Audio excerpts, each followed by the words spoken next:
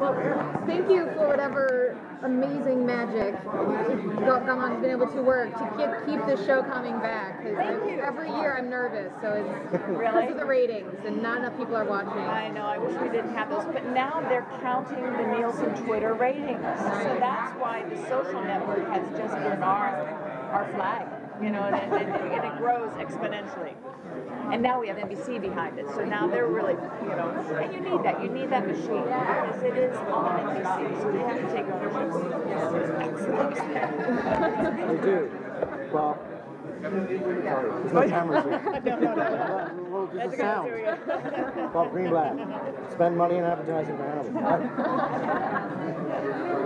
Well, that finale was, I think, one of the best finales of television I've seen. I've seen way too much. Were there particular challenges given the epic nature of it? It's absolutely engrossing. Were there particular challenges in keeping it into the time, or what were the elements of? No, absolutely. I mean, you know, it's obvious, but the last scene in the kitchen, we were 2 nights shooting that, and I remember Martha came to me at one point, and there was so much blood everywhere. I was like, more blood, more blood.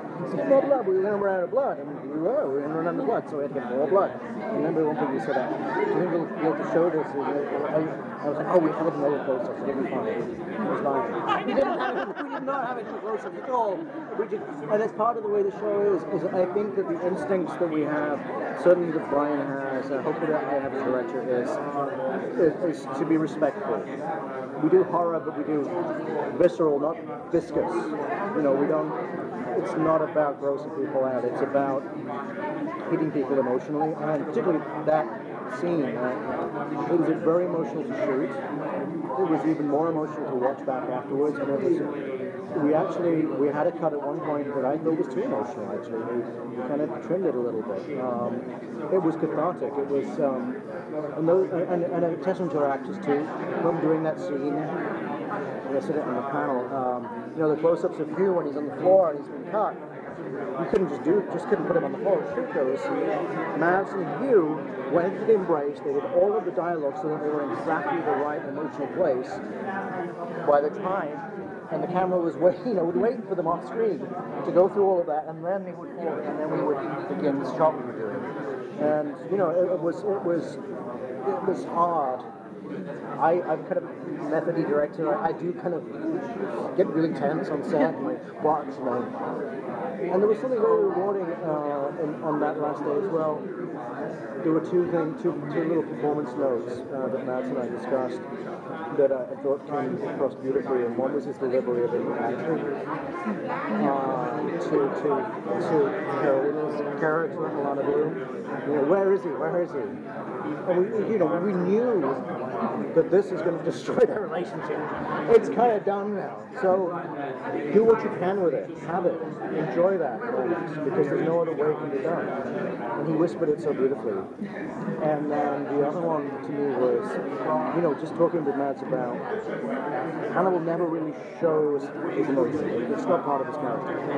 But this guy hurt him so much that there's a couple of moments in that scene as well where he's very honest with his emotions, and I was really proud of it. It was really cathartic. I still get a little lump in my throat.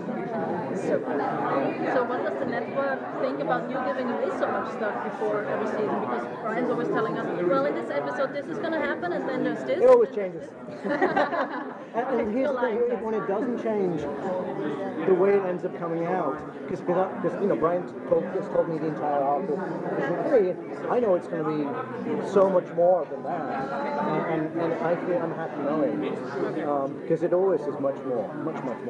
And you want to see the way the crafted suspense and the thrill and the psychological drama is unfolded, and you want to see our actors do it. Yeah. So you may know it may be in Italy, you may know this will happen, but you want to live it. You want to live it with them, because they bring that to But if you look at different shows like Game of Thrones or something like this, you have interviews and they don't give away anything. They can't even answer any questions. Right. So, but it is, you know, it goes through a filter. You know, it goes, there's okay, well, Hannibal's going to do this. Look, no, Mads Mikkelsen is playing Hannibal, which means that it's going to be unpredictable. Yeah. Or, you know, Michael Pitt playing Mason Virgin.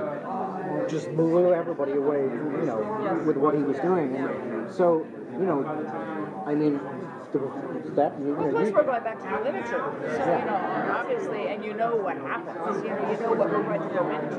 So obviously, certain things have to happen, certain set pieces have to be, and what gets us excited so much is making our way into Red Dragon and telling the tale that I've not made, not once, not twice, not this will be the third time, but it will be, it'll be just just that great, what do you call it, a mashup, DJ? Mashup, mashup is good. Yeah. And then telling in his way the story of the pitiful character of Francis Dolarhyde, who wanted to save some of his humanity, that really was trying to not become. Yeah, Francis Dolarhyde was never really explored fully in the book, in the films. I mean, in the books there's huge areas of Dolarhyde to be explored, as there was with Will Graham. I mean, Will Graham, has been I think was always cast as an archetypal hero to some degree with flaws, but to have 10 hours rather than 2 hours, it's been great just to pull that. So there you go. Yeah. So what's your version of Francis Dolarhyde? Is more like a cold-blooded killer like Tom Noonan, or more like a sympathetic character like Ray Fiennes? I think somebody even so, I would say more sympathetic as well. Because again, he really wants to fight it, and we spend time with that. There's nothing about Bryan that is predictable. He doesn't want to have what's done before or what you would expect. So just hearing that, we want to see what will he come up with. Have you got him yet? We're working on it.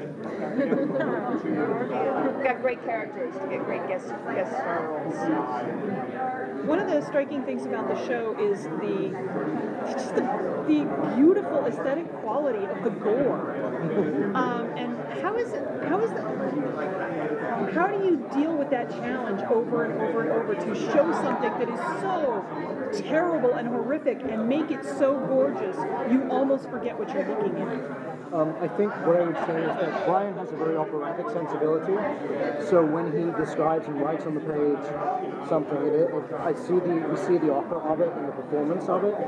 And my job is to, as a director, when it's my episode, is to ground that and contain somehow and keep everything about the flavor of Bryan's huge operatic strokes, but make it something that you believe. Because we don't deal with the supernatural. We deal with the psyche. We deal with the real world, and it all has to stand on the world. So, Having said that, in the writer's room, they spend hours just discussing purple cases. So they'll throw all these, what could it be? Give me scenes, give me tableaus, and then deconstruct from there how those tableaus or the case of the week kind of, will have a symmetry with what's going on with Will and Hannibal. And so then the themes are always, and that's also the elegance that also comes in with the tableaus. As a director, are you thinking about filming 4K? And what it means for blood? I'm about using the 4K, but I don't know whether I don't think we're this season. Are we 4K this season, Martha? I don't know. We don't know yet. We don't know. Would you like it to be? Yes. Everybody would like it to be. The thing I'm doing. But isn't it lost on the way people are watching? They watch it on their computers. Isn't that lost?